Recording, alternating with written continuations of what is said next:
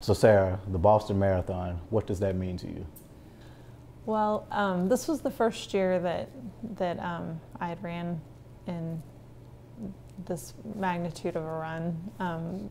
I had qualified a couple of years ago in St. Louis for the Boston Marathon, and so this was, this was the race for a runner. So we were really excited about going. And it didn't quite turn out the way that we anticipated, but it was definitely a once-in-a-lifetime experience. So Now let's talk about when the tragedy actually happened. When you heard the big boom, what was your first reaction? I was about 0.7 miles away from finishing the race. At that time, struggling with dehydration, and my knees were hurting, and so I was moving pretty slow, and just all of a sudden at that point they stopped the race, and there were a lot of emergency vehicles racing by, and I had no idea what had happened. I knew it had to be a big deal because you don't just stop the Boston Marathon. So within 30 seconds to a minute, people were talking about there being a bomb at the finish line.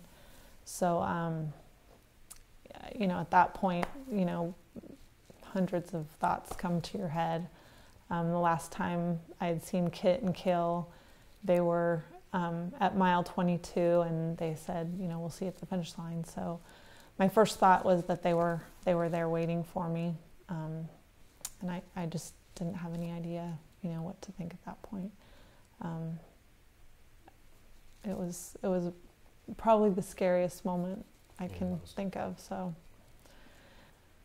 Now speaking of Kit and your son Kale, talk about the journey finding them. I know that had to be pretty hard finding them. Yeah, when they first stopped the race, everybody just kind of stood around. Of course, we're all trying to stretch because you start cramping up after running for that amount of time. And I'm trying to let it sink in, and I'm just kind of watching to see what other people are doing. I didn't have my phone with me, so I went over and I sat on the curb for a little bit and just tried to gather my thoughts and calm myself down. And so then I got up and I was kind of walking around to try to look for someone that I could use their phone. And a lot of people were doing that, borrowing each other's phones. So I didn't want to overwhelm any one person. And there were 3 women standing not too far from me, and all 3 of them had a phone. So I just asked, I said, can I borrow one of your phones so I can text my husband, because I have no idea, if they're at the finish line or where they're at. So, of course they were like, oh yes, go ahead. Well, calls were automatically being dropped. There was no way you could get a call through, but we did finally get a text through to him. And, it took about 15 minutes, but he replied back. And so I knew they were okay. And that took about an hour to know that they were all right. And then, from there we met up at some point. So, and that took a while. That was a journey in itself, because I had told him I was at one hotel, and then he told me he was at another, and then we crossed paths, and yeah, so it was kind of crazy. But as time passed, and once you all got the time to actually meet up, you with Kit and your son, what was discussed? What was the first thing you said to your husband and son?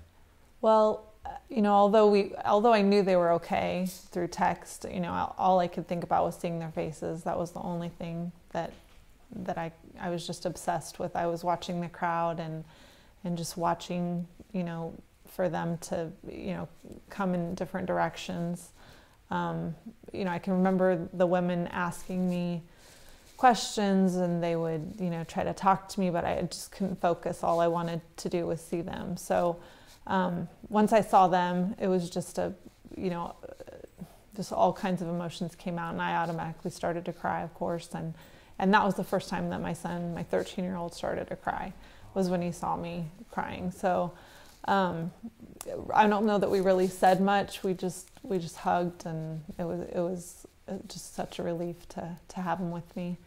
And I'm just thankful that those women, they stayed with me the whole time. And then Kit also had a student of his helping navigate him through the city too. So, just all kinds of good people that were around to help. And that was one of the things I took from all of this, was just all the goodness and all the the little things that people did to help each other. How else were people of help? It was all over. I mean, I can remember, initially when they stopped the race, I got out of the bunch of crowd of people that was there, and I was just kind of standing there, and I was starting to tear up, and a stranger came up to me and he asked me if I was okay.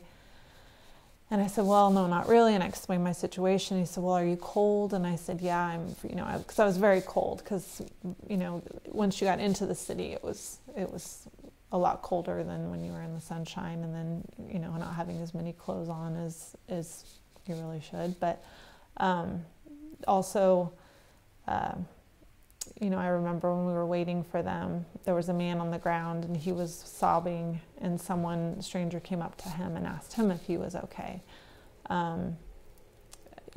People, like you said, sharing their phones and letting people, use their phone, even though they were probably trying to contact people themselves. There was the hotel that we were standing in front of, they were inviting runners in to get warm, giving them water. We heard all kinds of stories about the Boston residents inviting runners into their home to feed them and give them drinks and get them warm until they could get to where they needed to be, because a lot of the city that was blocked off, that was where the hotels of some of the runners were staying. So, even though it was a horrible thing that happened, just thousands of, just small good deeds that you saw, and lots of good things that people did for each other, was pretty neat to see. The knee injury you talked about, how that slowed you down a little bit, and how that, kept you from the finish line a couple of miles. Do you look at that as a blessing in disguise? Yeah. There's times that I think about, had I been completely healthy, I hopefully would have been through the finish and long gone by then. But yeah, I mean, any amount in there, if I hadn't stopped to walk, if I would have pushed myself further than I did, I could have been, right there when it happened. I don't think any of the runners necessarily were injured, but my thoughts more are for my family. If I had been finishing, would they have been there watching me, and would they have been hurt? And so yeah, in that regard, I feel completely, that maybe it was, it was meant to be, if there is that type of thing, that, it was something that, maybe would have saved. All right, thanks a lot. Thank you. Okay.